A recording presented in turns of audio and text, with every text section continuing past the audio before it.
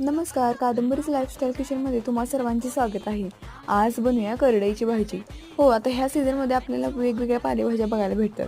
आता करडईची भाजी कशी बनवायची हे जर माहीत नसेल तर हा व्हिडिओ बघा. काय करायचं, करडईची भाजी स्वच्छ धुवून घ्यायची, एकदम बारीक बारीक कापून घ्यायची. एक टोप घ्यायचा, त्याच्यामध्ये पाणी टाकायचं आणि थोडंसं मीठ टाकायचं आणि करडईची भाजी साधारण 5 ते 7 मिनिटं शिजत ठेवायची. आता हे झालं की नंतर एक कढई ठेवायची. कढईमध्ये तेल टाकायचं, तेलामध्ये जिरं टाकायचं. आता जिरं चांगलं भाजायला आलं की त्याच्यामध्ये मिरची कट केलेली टाकायची. आता मिरची टाकली की कांदा एकदम बारीक बारीक कापून घ्यायचा आहे आणि कांदा कट केलेला ताही ह्याच्यामध्ये टाकून घ्यायचा आहे. सर्व बघा लालसर होईपर्यंत भाजून घ्यायचं आहे. चांगलं लालसर झालं की त्याच्यामध्ये लसूण टेचून टाकायचं आहे.